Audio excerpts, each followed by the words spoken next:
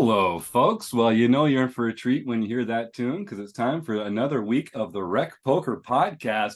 This is episode 579 of the Chats edition. We also have a Forums edition every week where we just talk strategy. I'm your host, Jim Reid, Bluffsterini in the home game and at Rec Poker Jim on the hellscape we call Twitter. And I have the best freaking job in the world, hanging out here with my friends talking poker every Monday night live on YouTube at 7:30 Eastern. You can join for free and win a prize just for showing up. We're going to be talking AJ Rudolph in just a moment, but first I have to mention that we are brought to you by Running Aces, the official sponsor of the Rec Poker Podcast. You can find out more about them at runaces.com. Most of what we do here is free. We're a largely volunteer-based organization, so we really depend on the support of our sponsors and also from our premium members who take place in our training material and study opportunities for only $15 a month. I've got a few new ones to welcome to the family this week. The rare husband and wife combo, Terry and Tammy Langdon. Thank you for joining our premium membership. I had a fun time meeting this power couple over in Ireland and can't wait to get them more involved in what's going on here. And also Jeremiah Meisen?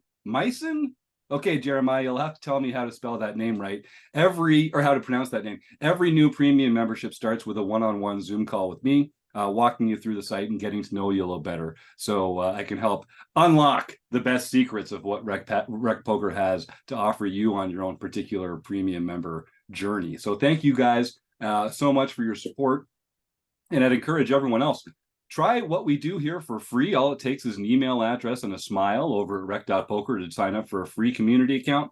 But $15 a month is great value to join our premium membership. And if you use the code RecPoker, you can even get your first month for only $5. Now, they let me host the show on Mondays, but I am just one man. It takes a group, a gang, a village, a crew to make the magic happen over here. We call this group of wizards the RECing Crew. Of course we do. And if you want to find out more about me or the rest of the RECing Crew, you can go to rec.poker/crew, but you can also just listen up because you're going to meet a few of them right here tonight on the air, starting with our very own producing co-host, Chris Jones. Well, I'm Chris Jones. You can find me 5B5 on Twitter or 5x5 in the PokerStars home game. And I run our monthly deep dive segment where we explore poker strategy topic each month. And this coming month, we're starting a 3-part series where we're looking at playing kind of player exploits based on the types of players that we frequently encounter in recreational lower buy-in player tournaments. So I'm really excited for this. This is one that a lot of people have been requesting because they're like, all this GTO stuff doesn't belong in my game. Well, we're going to talk about how to take that stuff and then apply it into your game. So it'll be a fun segment. Looking forward to that. I'm Joe Coolis. You can find me on Twitter as well as Blue Sky at Joe Cool PhD, cool with a K, or LBD11 in the home game. My role on the RECing Crew is to provide instruction and discussion about psychological concepts as well as brain function in terms of how it impacts your poker game on the field. And I'm John Somsky. I'm also known as Poker Geek MN everywhere, and I help organize our home games.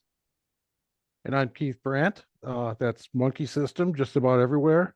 And I run Monkey's Off-Table Tools every month where we talk about different uses for various study tools that we have available to us. And I'm Rob Washam, and you can find me as Rabman50 just about everywhere. And you can find me on Wednesdays and Thursday nights, the first and third Wednesdays of each month for the book study. And also we have one in 2 days, so join us. There you go. So as you can tell, we got a lot going on over here at Rec Poker. And when they heard AJ Rudolph was coming with HS, we got a full house. So AJ, first of all, just thanks for making some time and coming on back over to the Rec Poker podcast. Of course. I always love coming on and talking with you guys. And now you have such a rich history in the poker world, particularly lately. You've been dipping your fingers into a lot of different pies. If our audience doesn't really know much about you, why don't you, instead of me putting you in a box, why don't you just kind of give us an elevator pitch on who is this AJ Rudolph character? Sure. Let's see. So I live in the Chicago suburbs. lived here for a long time. I grew up in Michigan and been playing poker for about 20 years. I started with just friends, a home game at my brother-in-law's house, actually, and loved the game. And so continued to play very recreationally for a very long time. Occasionally in Vegas, hop over and play something at one of the casinos, or if we were there when WSOP was in town, I was like, let's go play a satellite. And got more serious about it probably 6-7 years ago. Really wanted to learn more about the game, play bigger things. Some of the guys from my home game started doing the same thing. There's like 5 or 6 of us now that travel for poker. They still all have full-time jobs too, but really got bit by the bug and want to play all these fun things. And I didn't really study the game until right in the pandemic, or technically right before the pandemic. I joined up with Poker Power to teach beginner women how to play and learn the strategy and skills that it can teach. And that's when I decided, okay, let me study this game because I want to actually get better at it and not just get lucky and win sometimes. So I really started studying, working there, worked there for almost 4 years. And then started playing a lot more, started going out to Vegas for WSOP, and now December WPT. And it's like you can always just add more series. They just start, all of a sudden you're gone every week of the year, right? Husband and kids not so happy with that. So I gotta pick and choose. Right?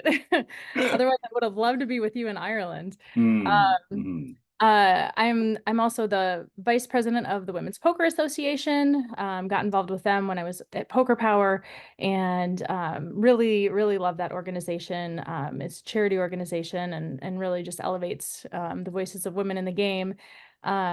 And recently started working for Jaka Coaching with Faraz Jaka. So I'm director of operations over there now. Really great platform. Love him as a person and as a coach, and so really thrilled to be a part of that organization now as well. That's amazing. We started working with Faraz just earlier this year, adding Jaka Coaching to our Learning with Partners program here. Phenomenal content. He does seem to be a really fun and high quality character as well. Director of operations. Holy cow, that's like a big job over there. Tell me a little bit about because speaking selfishly, I'd like to know, as someone who owns another kind of training site, what do you get up to in the course of a typical day as the director of operations over there? I have my fingers in everything. Yeah, right. Of course. And it's a small company, so really that means, making sure that things are running, making sure that Faraz travels. He travels and plays. And so things really need to be running while he is traveling. And so, he's gotta have a team that can keep everything smooth sailing while he is away. And so we've really been working the last few months on getting me up to speed on everything, and making sure that he's not then a blocker when he's traveling, and the wheels are turning and everything is smooth. So yeah, I really am involved in all parts of the business at this point. Although I'm not. Congratulations. I let No, I understand. I let him, You're like on the do that, admin side. and the other guest coaches do that. That's fantastic. I'll just take a second to remind our YouTube audience, if you're watching along and you've got questions for AJ, just type them in the YouTube chat there, and we'll make sure to get to them. We're also going to be looking for some names of famous poker players that we can play Stake, Study, Stack at the end of the episode. So YouTube chatters, if you have a couple ideas of folks you'd like to put AJ in an uncomfortable position labeling, then by all means submit those names in the YouTube chat as well. And I'll just mention that we finally hit it. We've got 1,000 subscribers here, which means that we can start accepting super chats. So if you'd like to make a donation to RecPoker and help support what we do here by making a super chat, we'll share a portion of all those donations with a local food bank. And stick around till the end of the show, because we'll be giving a prize away at the end of the show to someone who types the word food bank into the YouTube chat. So I've got a bunch of questions. Rob, you've unmuted first. What's on your mind before I get into it? I just wanted to mention that in the RecPoker world, it takes a crew to do what AJ does by herself. It's true. So when Jim is traveling, the director of operations is all the rest of us, Right. all the rest of us to do it. So Right. stick around, would you, Jim? Yeah. That's No more right. traveling. Yeah. It's funny, but it's true. When I was in Ireland for a few weeks there, this whole crew was making the magic happen and hosting the podcast and producing the show and doing all the other stuff. But it all went so smoothly. I feel like I don't even know why I came back. I'm just gonna let you guys run it from now on. It feels like you're making my job look real easy. Let me put it that way. Jim's going pro. There you go. Yeah, You heard it here Yeah. first. I don't think we have to worry about that anytime soon. But I would do more poker travel. I mean, that trip to Ireland was phenomenal. Well, let's talk about that a little bit, AJ. So, Yeah. I mean, that's got to be one of the coolest perks of getting more involved in the poker world is being able to sort of like subsidize your travel, or at least like, what would my dad call it? A boondoggle. A travel trip that's theoretically for work, but you're kind of just having a lot of fun while you do it. Yes. Yes. Tell me some of like your favorite destinations or some fun things that you've done on these trips, or like some of the perks to having this new piece of your life open to you. Yes. Well, I just got back like a week and a half ago, I guess now at this point, from the WPT voyage, which was absolutely incredible. Such a blast. And you're right. I was like, I've got people on here, I do some commentary sometimes for WPT. So I've got clients on the boat. This is workish, right? Workish. Yeah. We've got Jaka coaching students on there that I was meeting up with. But I mean, it was really a big party. It really was. It was so much fun. And what a great idea to have an entire boat full of poker players, because all we wanted to do was play poker all the time. And we're stuck on a boat. I mean, stuck. There's amazing restaurants and pools and hot tubs and all the things. And it was everybody. I had never been on a cruise. And I was a little scared too. I was like, what if I feel seasick the whole time? I did not. And somebody said, well, they've also raised the bar for you, because Virgin is apparently an incredible line of cruise ships. And they're like, now you're spoiled. And if you go back down a level or two, you're going to be like, oh, well, so we'll see. But it was amazing. It was just so much fun being on there with, the poker world and, all of the WPT people and just all the fun. They had themed nights and so you didn't have to be playing poker all the time, but everybody wanted to. So, I mean, those dealers were definitely working hard. It's like cash games constantly, from like 10 o'clock in the morning to like 6 a.m. And, the tournaments, I mean, tons of tables. They had tournament tables and cash game tables set up through like the entire lobby had tables, and all of the showrooms and the club that, they have, that was where the ladies event was held. So that was full of tables a lot of the time. So it was poker players paradise. It was fantastic. That sounds like it. Yeah. Now, what was your, like, before you got into the poker world professionally, what was your occupation like at that point? And do you feel like you've carried through a lot of the skills or experiences that made you successful there into this new role? Yeah, so I have a tech background, software with product management, project management, and QA. And I worked at startups and worked on several different apps. I worked in an agency once, mostly in the tech world. And I did actually carry some of that through. So at Poker Power, we developed the Poker Power app. So I was in charge of that, product management and all of the things. It was a super small team, so I had like 5 jobs on that app, keeping that going and planning it out and that sort of thing. So that was really fun to be able to build a poker app. Also, that's really hard. We built the engine. So most people just license the engine, I think, from other places. And we did not. We just decided to build the whole thing. So that was fun and interesting to be able to do that. And even now, I'm doing some things with the Jaka coaching website and keeping some of that tech and project management skill set moving forward. So I think a lot of that built up to help me get where I am now. Yeah, that's great. We all have our different strengths. That's kind of like how it happened here with Rec Poker. You know, we all have day jobs. We're recreational players. And so we all kind of bring our strength and expertise into ways that we can help the organization. So that's which the poker fandom is just what we have in common, but it's not actually, like, most of us are much better at other things than we are at poker, which will surprise no regular listeners, I assure you. And was it, I mean, anytime I talk to a guest who has a family, there must have come this moment where you tell your partner, like, okay, so I'm leaving the tech industry and I'm getting into the poker world. And like, sometimes there's a stigma, sometimes there's just a sense of like, is that even a thing? Can you tell me a little bit about what it took to kind of pull up stakes and move careers like that? Yeah, so it was an interesting progression. I was working at the time at an agency, and I didn't really like agency life. In my other roles, I worked at the company that was building the thing, and Right. that was more my preference. And so I was like, I kind of want to get out of here.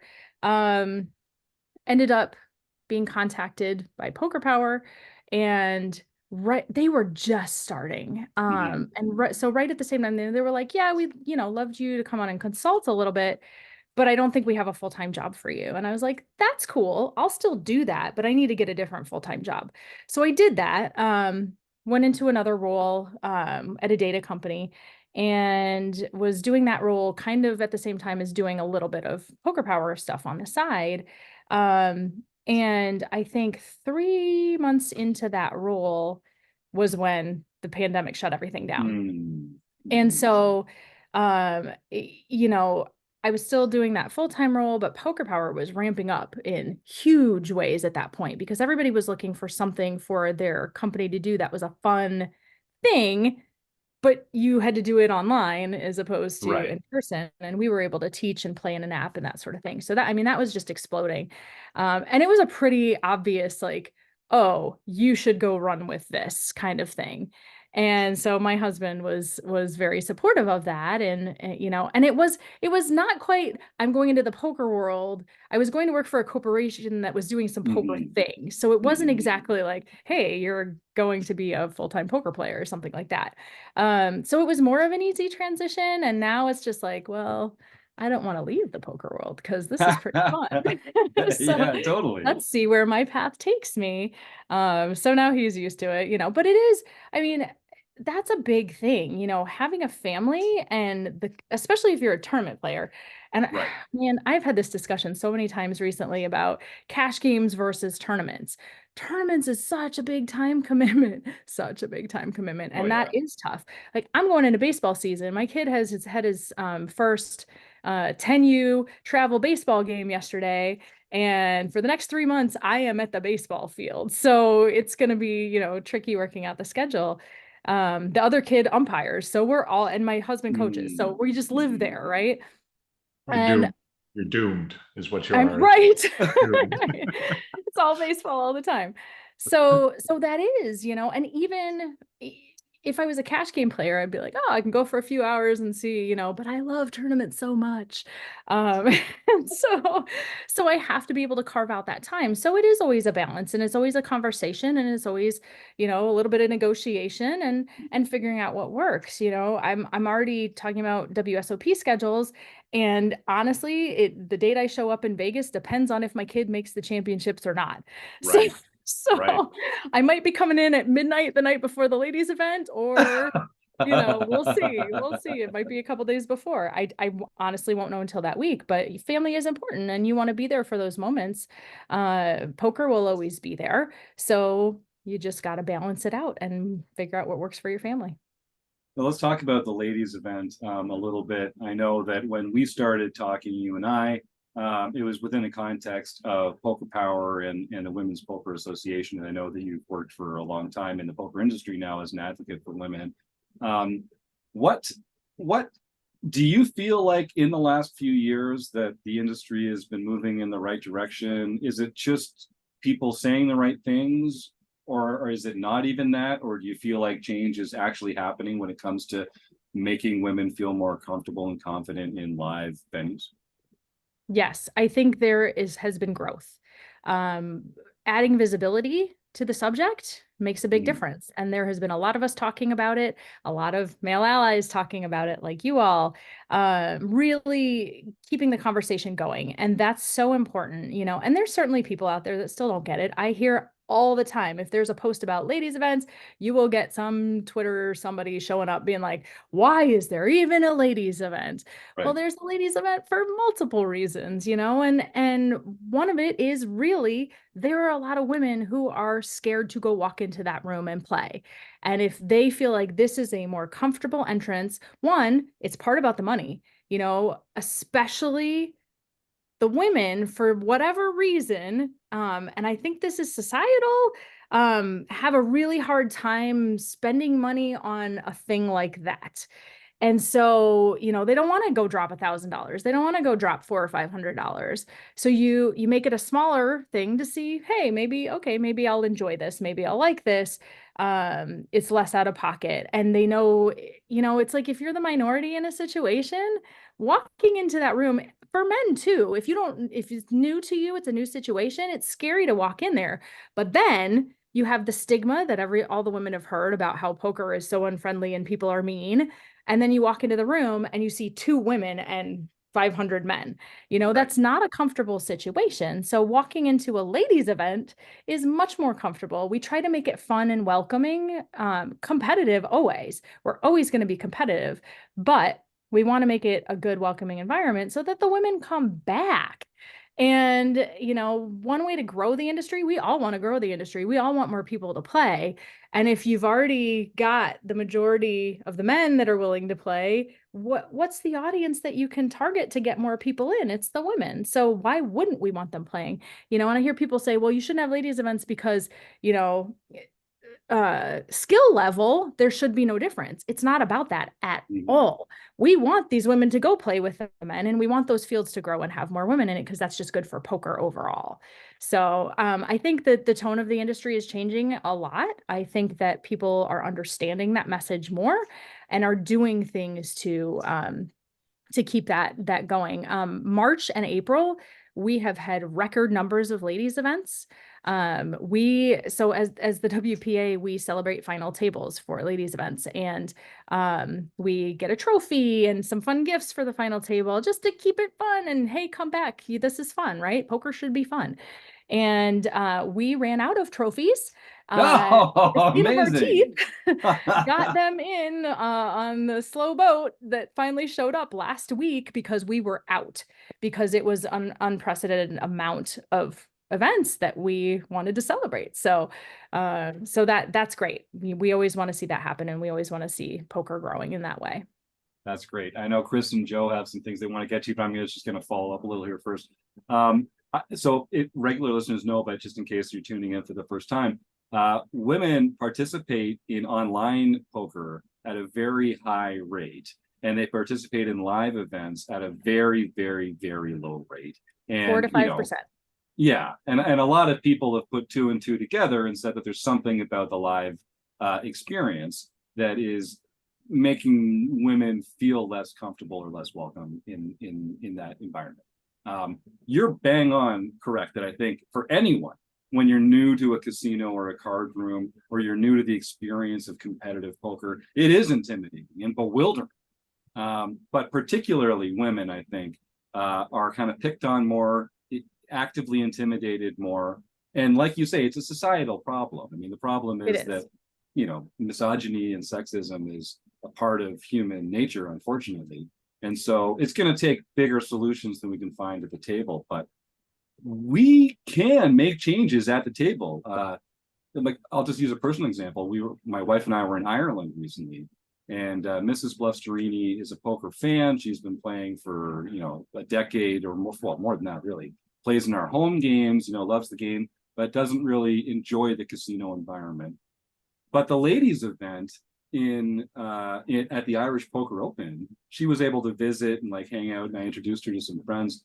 And she said like the atmosphere there was so friendly and accommodating and welcoming that we're going back next year, and I think she's got it circled as like her first competitive poker experience. So That's amazing. yeah, and like it matters, you know. That's So I think it's really on us to curate these spaces better and to make them more comfortable and more welcoming, not just to women, but like to anyone who feels uncomfortable in this environment, but particularly for women.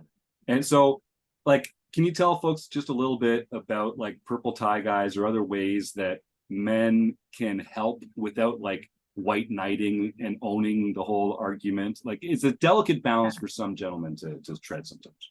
It is. And really it's, so the purple tie guy, through the WPA is just our program for male allies, you know, and it's nothing crazy. You don't have to, you know, do much other than say, hey, I support women in poker.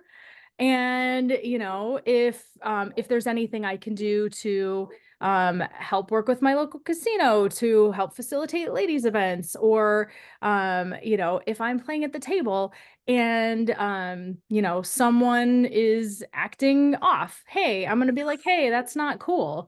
And that should honestly be if somebody's doing that to a man too. Like, if you feel comfortable, and even if you don't feel comfortable saying something in that moment, like sneak off and say something to the floor, you know, anything along those lines. You know, we can all help it be a better environment for everybody.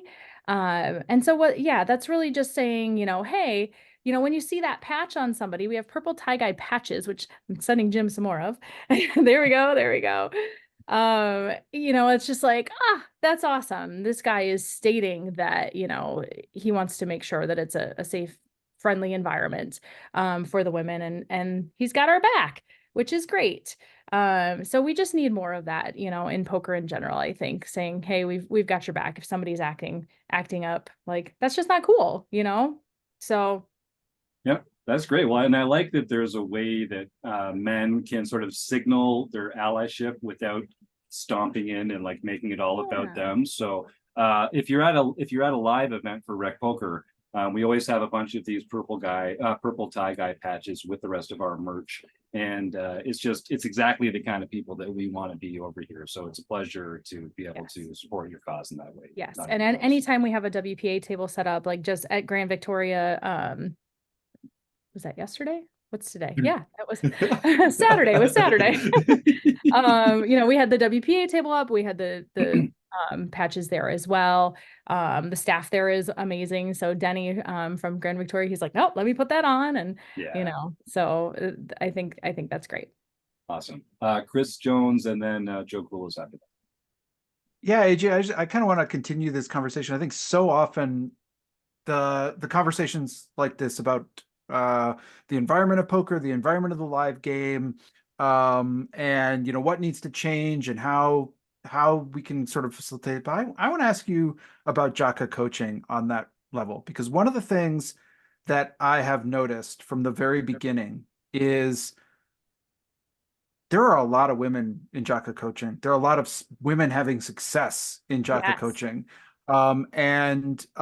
If you just look at even the Twitter feed of Jaka coaching, like half the like celebration stories are about women who are current students at Jaka coaching, and they've gone on to win this or that or this. They got their second ring, and they got, you know, all kinds of things are going on.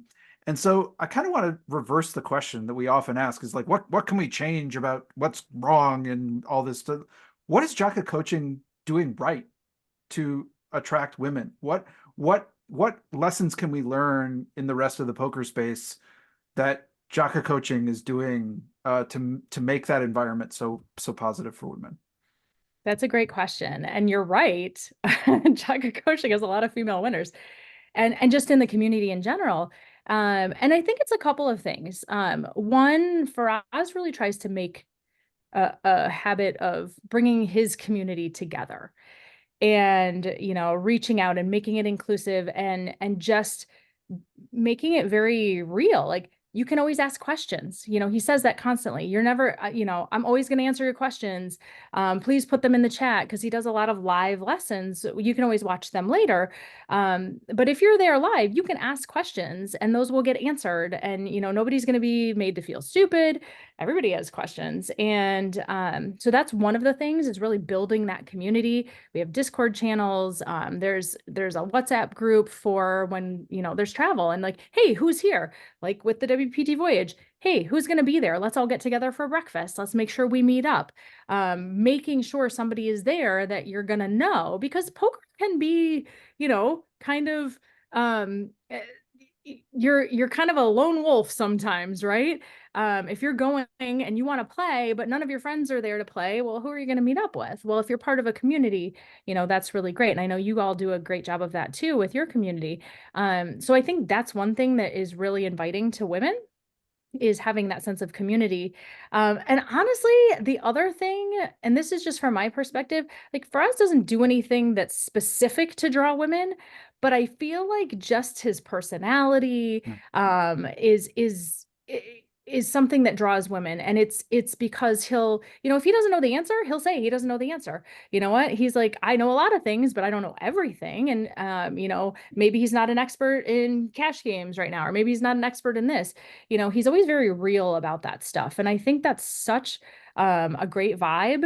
And, you know, really down to earth. There's no any sort of ego or anything along those lines. And I think that makes it really attractive as well. Joe, jump in.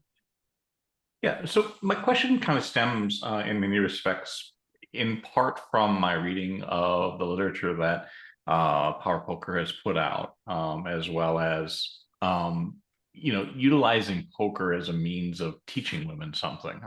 Just as a background, yeah, I'm a psychologist, and a lot of the students that I have in my program are women, because psychology has essentially, is one of the careers that has become feminized in many respects, and that's a good thing. It's just there's more women now than men coming into it.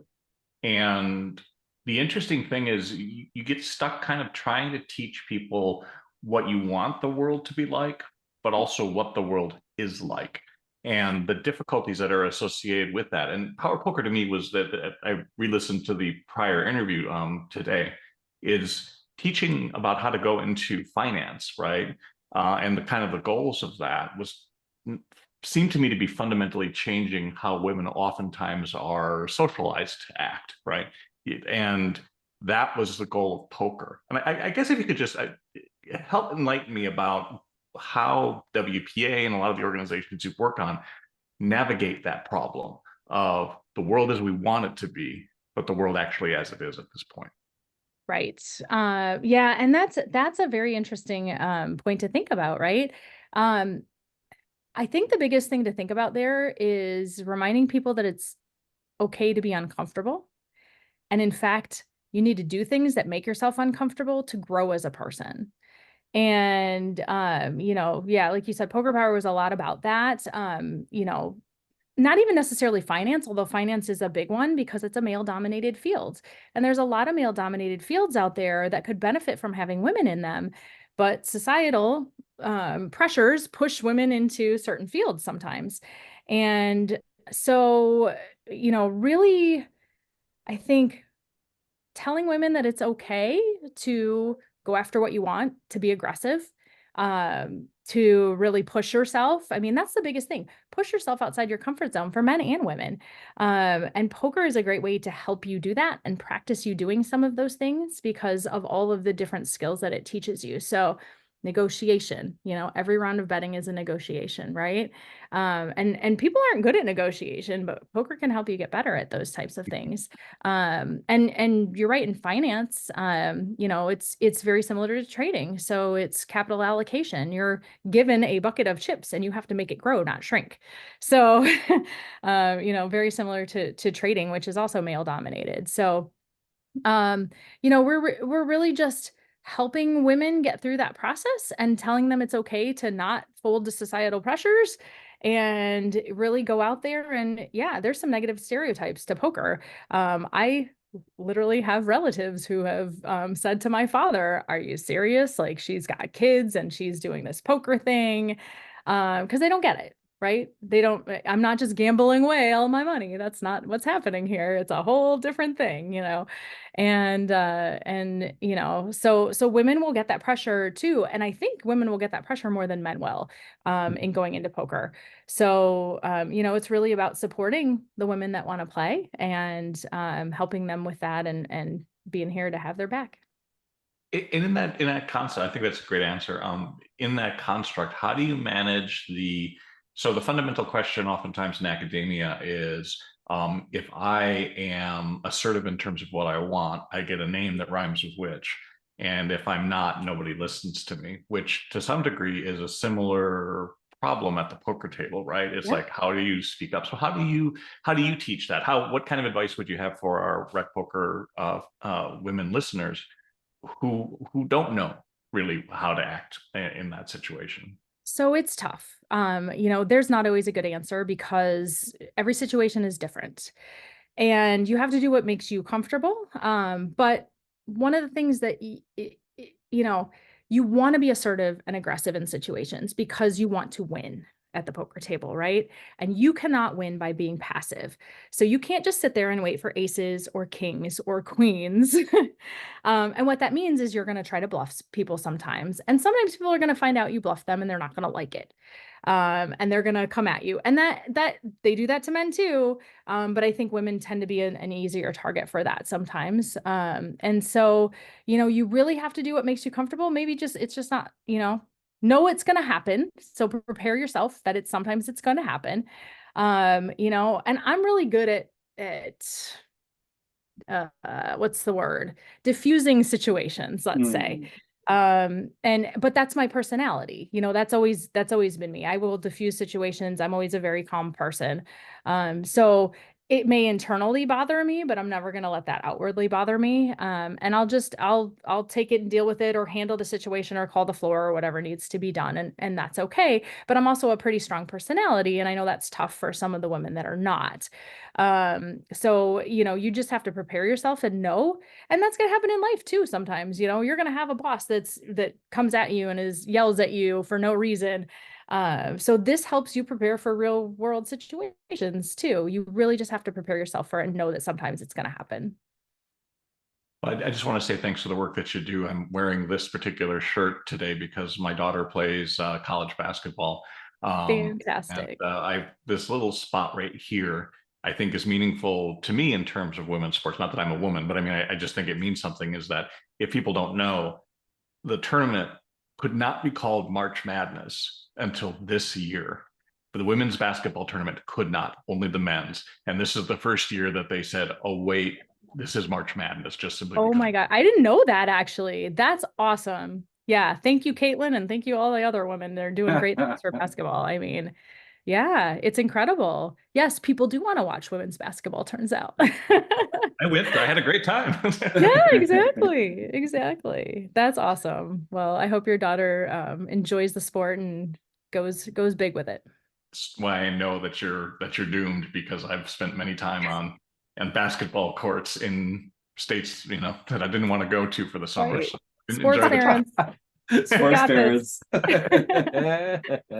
Now we were talking a bit about the WPA and Faraz Jaka's coaching program. I just want to tell our audience, if you check the show notes for the episode tonight, you'll find a link to the Women's Poker Association homepage, and you'll also find a fantastic offer from Jaka Coaching. It's actually a 45-minute training video, free. This is just if you're a Rec Poker listener and you click on the link, you'll get a 45-minute training video about 3-betting that comes out of their MTT course there that I know a lot of our listeners really benefit from. And it also comes with a discount on membership if you want to get more involved with Jaka Coaching. So I will just say, if you're interested so far, go check the show notes. Make sure you click that link and check out that 45-minute video. Keith, you had something you wanted to add here as well. What's on you? Yeah, AJ, I've got a softball for you. Speaking of sports, how does one get one of those yellow and black patches I always see in tournaments? I have them. So a couple different ways. At the bigger events, we will always have people there, like Hard Rock, which is happening right now, Seminole Hard Rock in Florida. We will have patches, Jaka coaching patches there. We'll have them at WSOP. You can come and get us from them free that way. Happy to hand them out. I'll get you one next time I see you, Keith. right, I've got them cool. with me too. And you can also order them off the website. So you can order them that way. We do have a merch store, and patches are on there as well. Where's the merch store at? I couldn't find it. I looked for it. You know what? It is hard to find on the website. So let me grab the link right now. I have it bookmarked. We are actually doing a little bit of a redo on some of the website right now. So that'll be a little more That's obvious exciting. and easy to find. If I can find the swag store link. Only when I'm under pressure, right? Just We put, can just always put the hyperlink so it says Keith, the patches are here. That's Yeah, I thought yeah. this was going to be a softball. There's a softball until I can't find the link. Oh no. We can always add it into the show notes later There you too. go. So I'll find it. I'll find it. yeah, if folks are looking for that, make sure to just check the show notes there, and we'll make sure that clip is in there. I So found it. what? I found it. Oh yeah, okay, Found great. it. Share it. I'll put it in the Zoom here. Perfect. And I'll put it in the YouTube chat here in case folks are There we watching along. So can you tell me, like, what's a success story that you've heard from some of the members at WPA or Poker Power that made you feel like we've touched some lives, we've helped these people have a better poker experience? Yes. So actually, just Saturday at the ladies event at Grand Victoria, so a woman comes up to me and she said, so I've played poker and I used to play a long time ago, but I just recently, got involved with the WPA, joined the Facebook group, check things out. And she said, and I saw your post about this event and I haven't played a tournament in 25 years. She said, but you know what? This is close to home and I'm showing up. And she had a blast. Her name was Rose. She cashed even in the event. Everyone was like, she was such a blast to play with. She was so much fun. She had a great time. And I love hearing that because she really did enjoy the game and she just, didn't have a reason to go play until this. And so really glad to see that. Really glad she found a sense of community. She'll be back clearly. So that's amazing. And with Poker Power, there were a lot of women exposed to the game and a lot of women with some success stories. And when I say success stories, I mean, they would come back to me and say, hey, I negotiated for this job or promotion and I never would have thought to do that until you said, hey, this is something you should do. Companies expect you to do.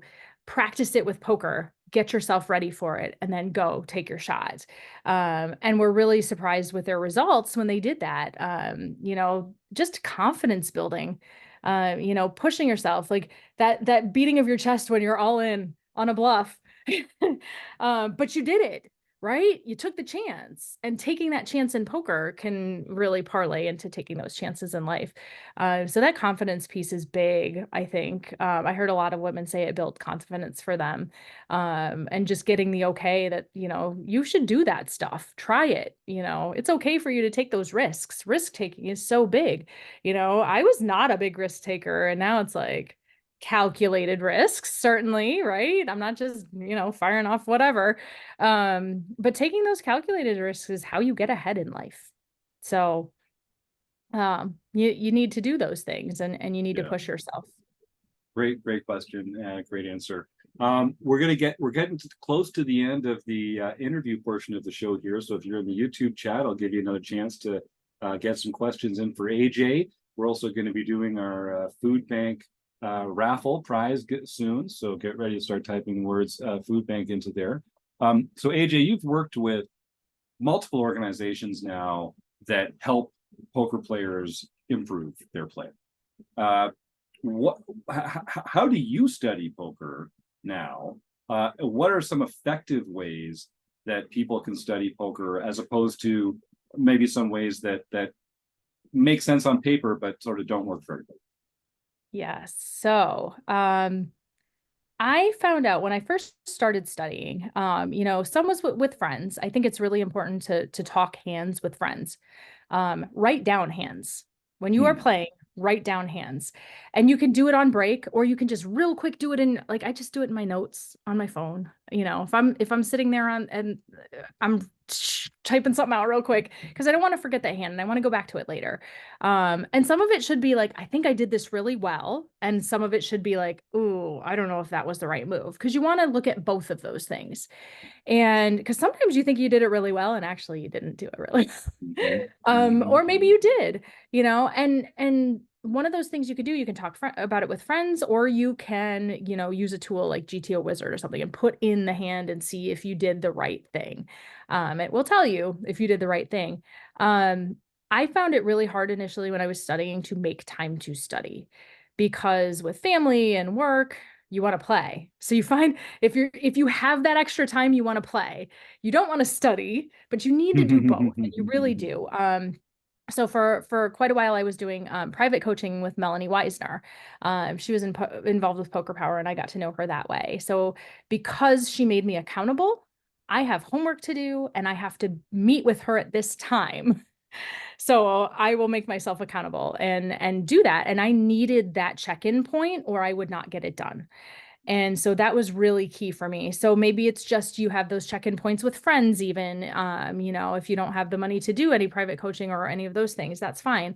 And then, group coaching obviously is another option. So now I do a lot of Faraz's content, and I literally schedule it out on my calendar. So if there's a live class, that's great. But if I need to go back and watch things later, I have to put the time into my calendar, and I have to schedule it out to study, or I will just not do it. And it's so important to improve your game. You can play all the time, but if you're not looking at what you did and finding new ways to improve your game, you're just not going to get better. Yeah, I think that's right. And I completely agree. Like having other people involved is the key. You need people that are going to challenge your own assumptions and maybe give a perspective that you hadn't considered. It sounds so simple, but like it makes a huge difference. So yeah, find that group, find that crew. I know a lot of, like, when I was getting started in poker, I had a lot of good friends, but they weren't like interested in talking poker. So I had to join a group like RecPoker or Poker Power, Women's Poker Association, some of these other fantastic groups out there.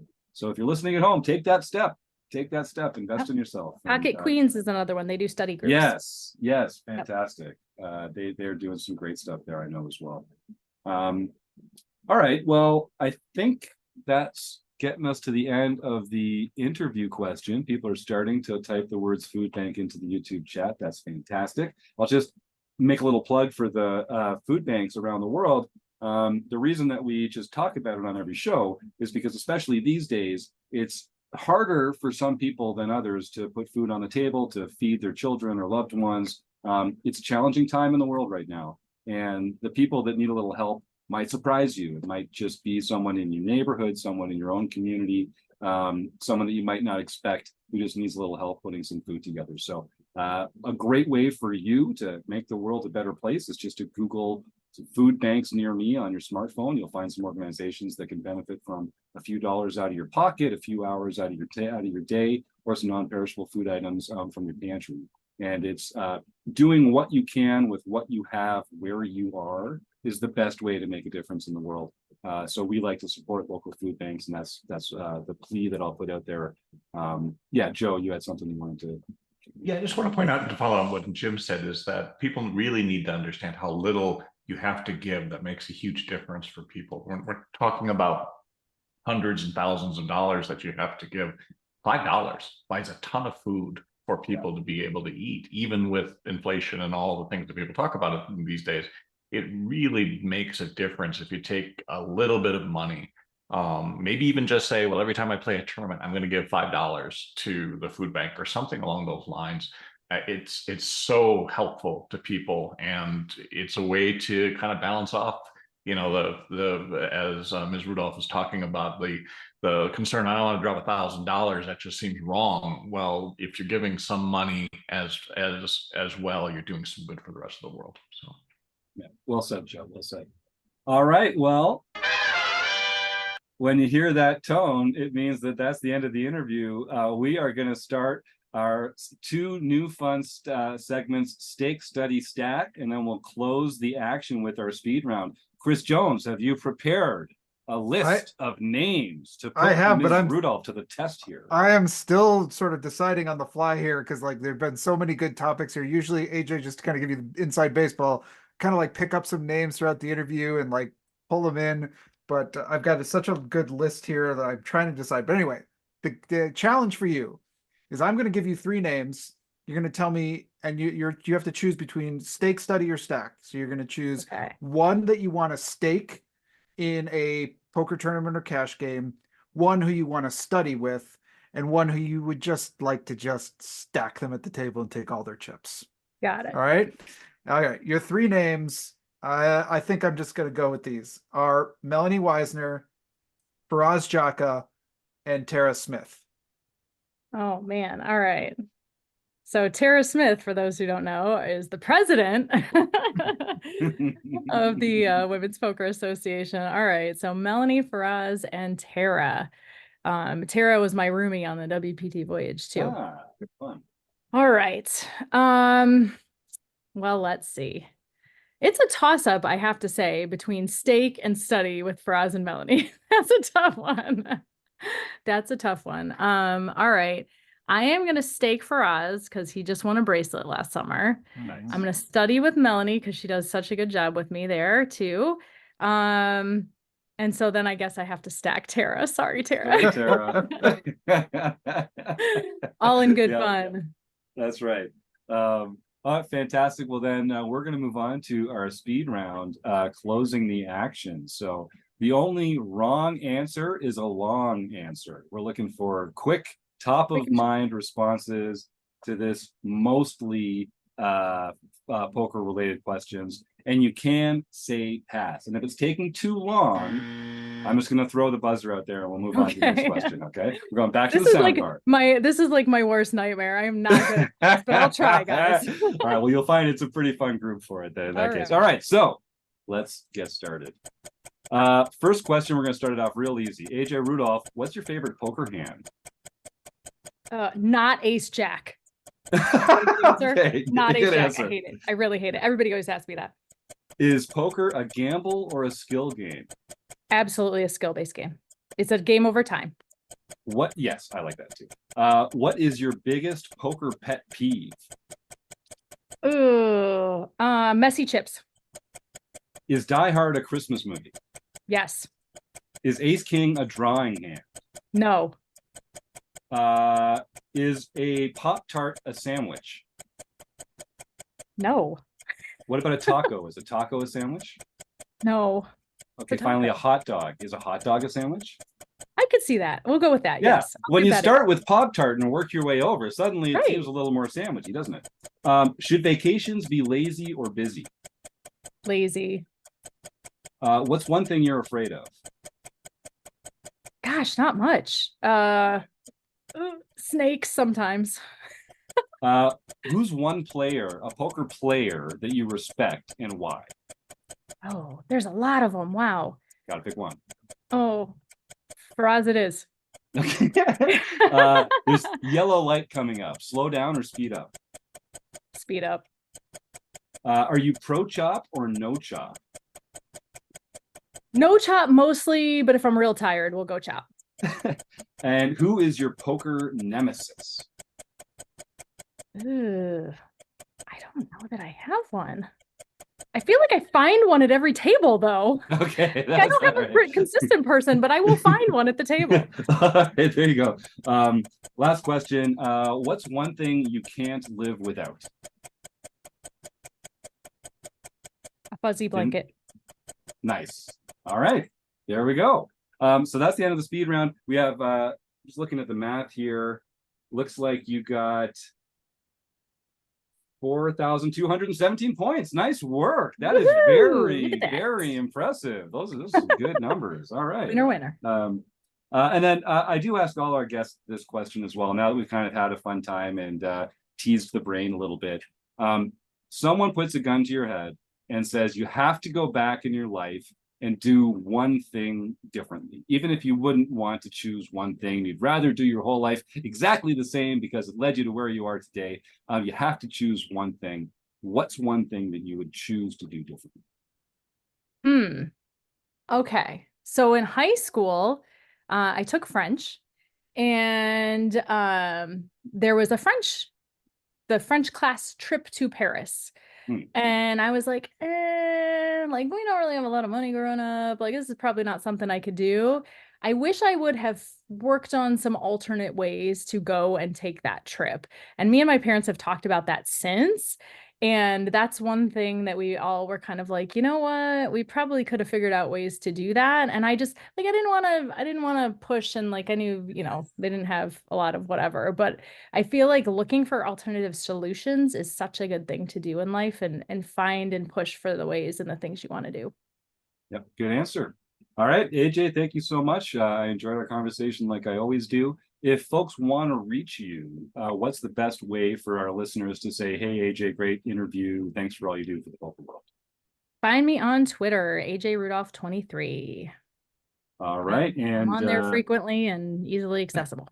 All right. We'll make sure we include that link in the show notes. And like I said, you can also find some links in there to WPA and some Faraz Jaka material as well. So make sure to check that out. All right, AJ Rudolph, thank you so much. I hope that we're in Vegas at the same time this summer Yes. and get a chance to hang out and have some I fun. saw your schedule. I think I will be. So that's oh, yeah, good. We'll have to have All our, right. we'll have to have our annual or biannual at this point get together. Yeah, exactly. I'm already looking forward to it. Well, travel safe. I'll see you down there. Thanks again. Good talking, guys. See ya. All right, folks. Well, that's AJ Rudolph. If you want to, I see some people are already typing the words food bank into the YouTube chat. So get the food bank mentions in there. We'll do our raffle in just a moment. First, John Somsky, why don't you take us through some home game? Actually, before we do that, I want to just shout out that we're recording this on Monday, April 15th. This weekend is the Mid-States Poker Tour at Running Aces. Just less than an hour north of the beautiful Twin Cities in the fantastic state of Minnesota. And you could get out there and participate in all the fun, like I'm sure many of the RECing Crew members will be doing. That is, then you can find more details at runaces.com. But John, tell us about some of our poker games on the E-Felt when we can't get to Running Aces ourselves all the time. Well, on Wednesday, April 10th, we had the Mixed Game Championship Series.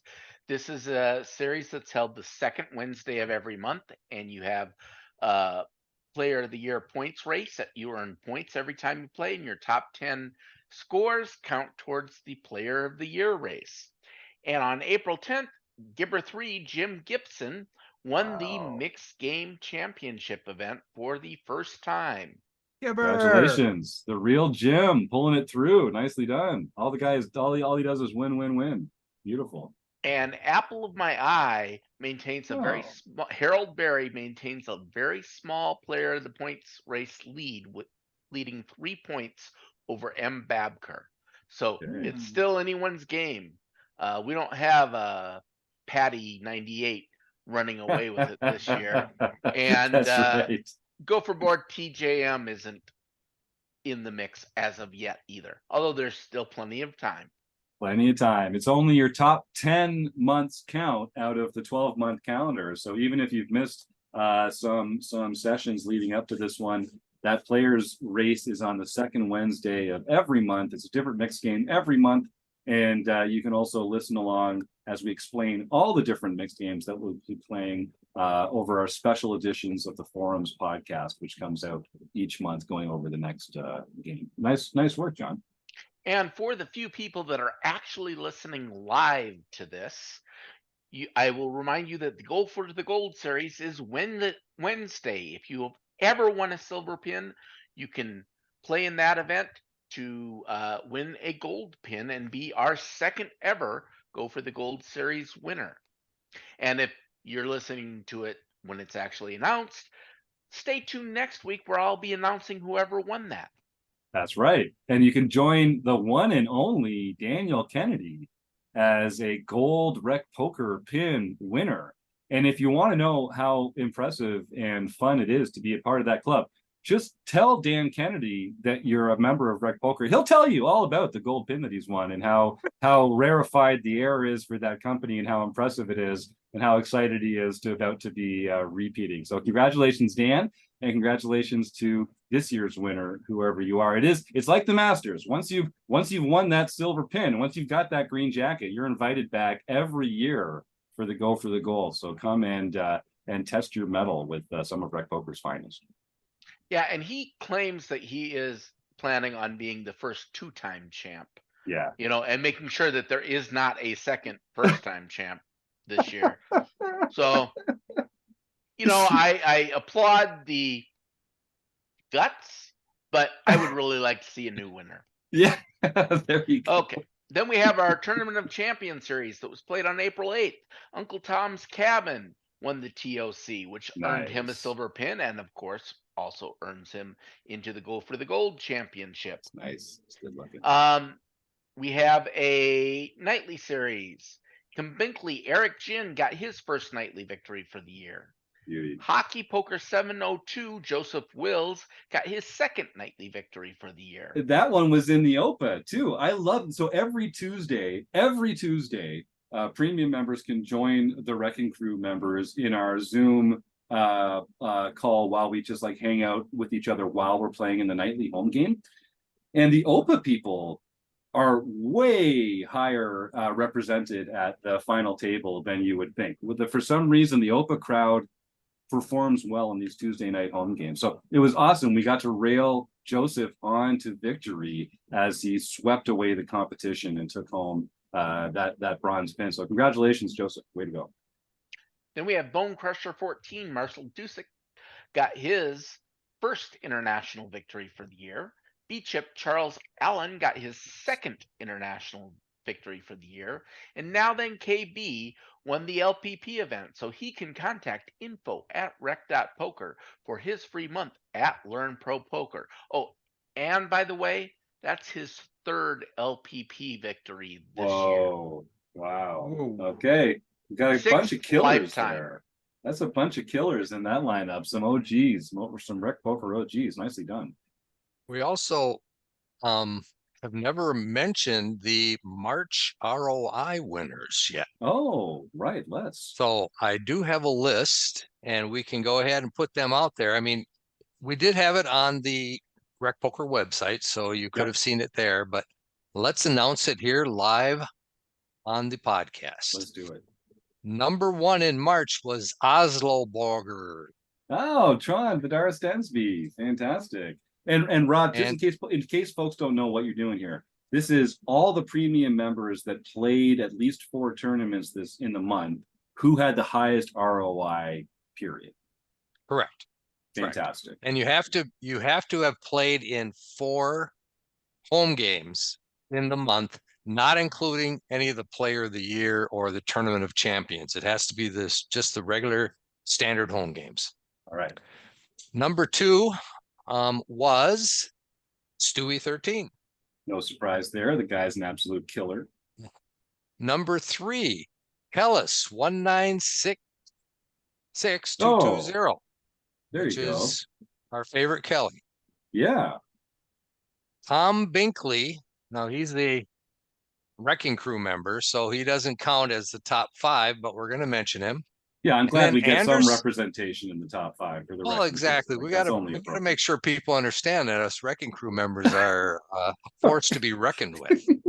reckoned with. Oh my God, Rob, you just did it. I know. Amazing. It's almost like Amazing. the peanut butter and jelly sandwich Twitter thing that was happening. And then we've got Eric Anderson 85 or E Anderson 85, which we know as Eric Anderson. Yeah, well, no, we do now, Doxer. Yeah. I think everybody knows. Yeah, Eric. probably. Find out. And then Fergie 56, another Wrecking Crew member came in the top 7, but the top 5 will be followed up with Jasper Jr. There you go. Way to go, Pat. Who I met at the first Rec Poker day at Running Aces. I believe I met Mr. Jasper Jr. then. So nice. That's our top. Now, one other thing, I'm just going to throw this out there. We do also have the results for the first quarter. Oh, cool.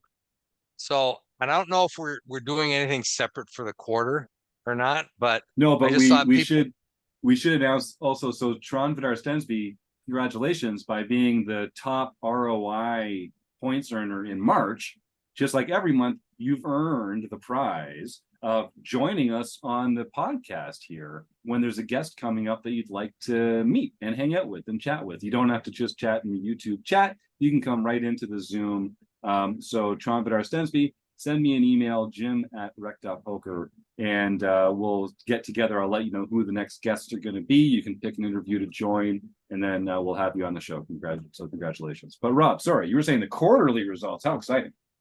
quarterly results. Now, it's only counting a month that you actually played in 4 games.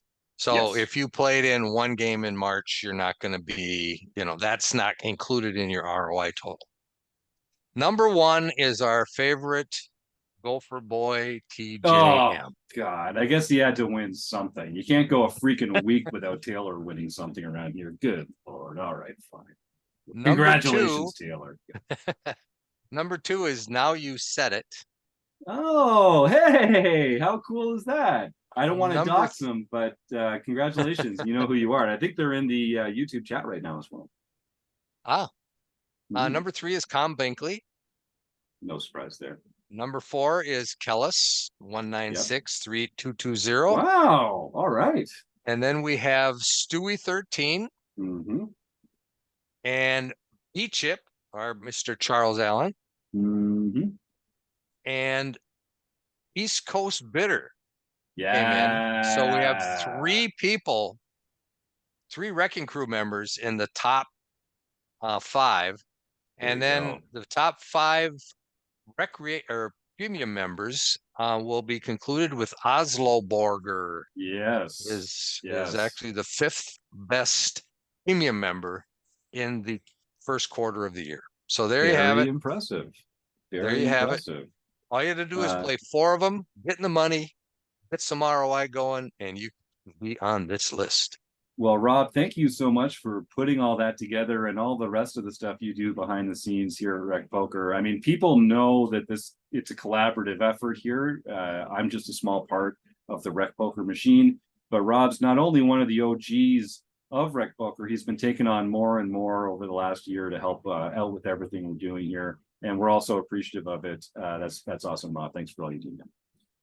And I will mention to everyone else, you see how these Wrecking Crew members are rocking the standings in these ROI competitions that we're having. A lot of our Wrecking Crew members really enjoy doing coaching with our premium members and with our podcast listeners. You don't have to be a premium member to go to rec.poker/coaching, and you can find a lot of smiling, friendly, knowledgeable faces that can help you take your game to the next level. So head on over to rec.poker/coaching and see some players there that would love to work with you and help you get better at this fantastic game that we all love so much.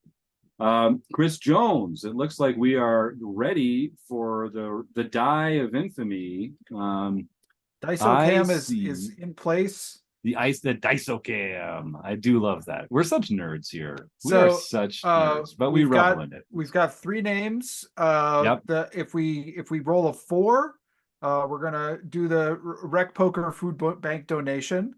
Yes. Otherwise, I have the order. The RRCCC is 1, Joe Rafter 2, and none other than the real Jim Gibson or the real Jim Gibber. That's what I see All too. right. Let's see who Here we is go. it going So to we're be. We're cheering for 4s here. Dun dun dun dun. It is that's a 4. That's Am a I 4. correct? And I have it. It's the top pointy thing, right? It's the top pointy thing. I have it here in the chat that Joe Coolis is going to make that donation. Oh no, I'm shouting you out, Joe. I know you're doing it for the right reasons, but such a lovely guy. He's going to contribute to a local food bank on behalf of Rec Poker. That's very kind. Let's roll it again. See who's the real winner, other than some hungry people it is somewhere a near 3, Joe. which That gives makes us it to the Gibber. Gibson. Hail Purdue. You just keep on winning over here at Rec Poker. This is one of the fun folks. come join the freaking podcast taping for free. Win a prize at the end just for showing up. So, Jim, you are already a RecPoker Premium member, which means that you get to choose between a free month at Learn Pro Poker, Solve for Why, PokerCoaching.com, Red Chip, Tournament Poker Edge. Oh God, why do I do this live without a list in front of me? I always forget one or two. We've got Jaka coaching, of course, naturally. There's all of these fantastic learning partners that help support our premium membership here by sharing their material with our members. It's a the poker world is a generous and lovely place, and a lot of these partners are a big part of that. So congratulations, Jim. Send that email to info@rec.poker and we'll get you all sorted out with the prize of your choosing. Congratulations. All right, what else is on people's minds here? Is there anything else that we should cover before we roll on out of here? I will tell our folks, if you're listening live, you can join us at the top of the hour for our forums edition of the podcast, where we'll be taking some posts from the free RecPoker forums and talking about them on the air with some premium members and RecPoker members. It's a lot of fun, so join us for that. Otherwise, I guess I'll just say thank you very much to Running Aces and all their support over the years. Of course, thank you to AJ Rudolph, who was a fantastic guest, Chris Jones, Keith Brandt, Rob Washam, Joe Coolis, and John Somsky for all your support over the years. The YouTube chatters, you're a lot more fun than doing this in front of the empty screen. And all our listeners at home, we couldn't do it without you. So thanks to you, and we'll see you next week on the RecPoker podcast. Good night, everybody.